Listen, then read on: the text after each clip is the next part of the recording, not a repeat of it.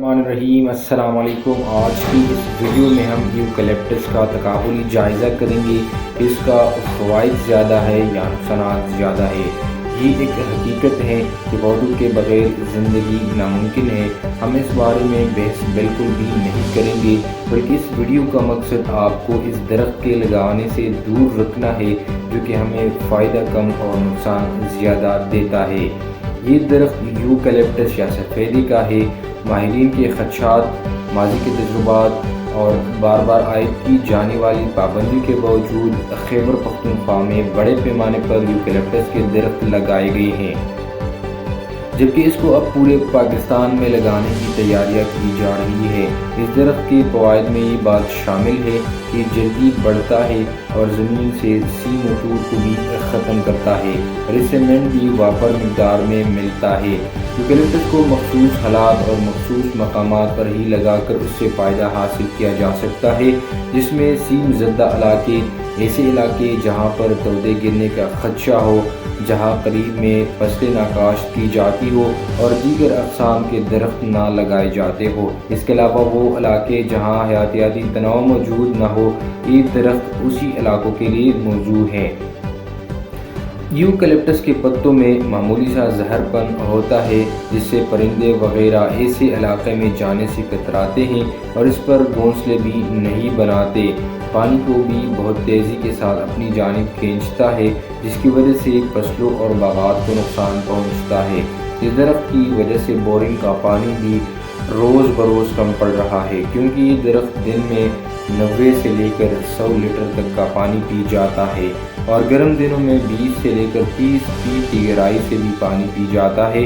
اگر بور کے ریڈیس میں سپیرے کا درخت موجود ہے تو اس بور کا پانی 35 سے لے کر 40% تک کم ہو جاتا ہے، اور اگر ریڈیس 1 سے لے کر 3 کلومیٹر کے فاصلے پر سپیرے کا درخت موجود ہے تو اس بور کا پانی 25 سے لے کر 37% تک کم ہو جاتا ہے۔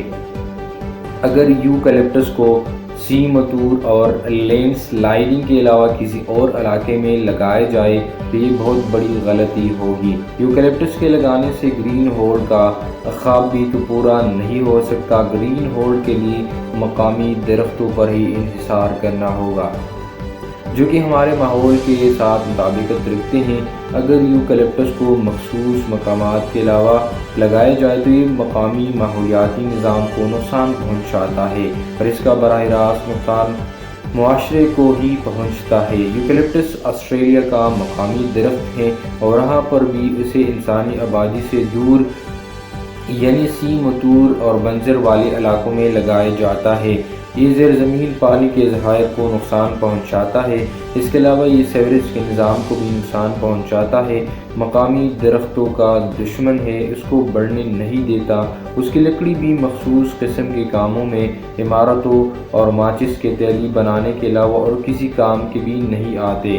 قدرت نے اپنا نظام وضع کر رکھا ہے اور ہر درخت ہر علاقے کے لیے موزوں نہیں ہوتا، اور ہمارے علاقوں میں ہمارے ماحولیاتی نظام کے لیے بہتر درخت مقامی درخت ہیں۔ یہ نہ صرف منافع بخش ہیں بلکہ ماحولیاتی نظام کے لیے بھی موزوں ہیں۔ سرکاری اعداد و شمار کے مطابق خیبر پختونخوا میں بلین ٹری سونامی پروجیکٹ کے تحت کل 24 کروڑ درخت لگائے گئے ہیں، جس میں آسٹریلیا سے منگوایا گیا یہی یوکلپٹس کے 2.6 کروڑ پودے لگائے گئے ہیں، جو کہ کل تعداد کے تقریباً 11% بنتے ہیں۔ ماہرین کے مطابق یوکلپٹس کی کامیابی کا تناسب 90% ہے، مگر یہ پاکستان اور بالخصوص خیبر پختونخوا و پنجاب کے علاقوں کے لیے غیر موزوں اور ماحول دشمن درخت ہیں۔ BBC کے ایک انٹرویو کے مطابق یوکلپٹس کو بہت جلد نتائج دینے کے دباؤ تلے لگایا گیا ہے، کیونکہ حکومت یہ چاہتی ہے کہ بلین سونامی پروجیکٹ کے نتائج بہت جلد عوام تک پہنچ جائیں، اور یوکلپٹس میں صلاحیت موجود ہے کہ وہ دیگر مقامی درختوں کی بنسبت جلد سے توانا ہو جاتا ہے، اور اس کی کامیابی کا تناسب بھی دیگر درختوں کے مقابلے میں دگنا ہے، کیونکہ اس کے پتوں کو کوئی بھی جانور اور مال مویشی منہ تک نہیں لگاتے۔ پاکستان کے اپنے تحقیق کے مطابق یوکلپٹس کا درخت 24 گھنٹوں کے اندر 100 لیٹر پانی پی جاتا ہے، اور پاکستان جیسے پانی کی کمی کے شکار ملک کو اس درخت کا وجود سر پر لٹکتے ہوئے تلوار سے کم نہیں۔ یوکلپٹس کا ہر درخت ایک ٹیوب ویل کی مانند ہے جو کہ زمین سے پانی کھینچ کر ہمیں محروم کر رہا ہے۔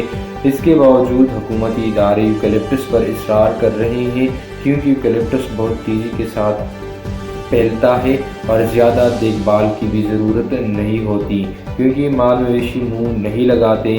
یہی وجہ ہے کہ محکموں کو بہت جلد نتائج دے کر اپنی کارکردگی دکھانے کا موقع مل جاتا ہے۔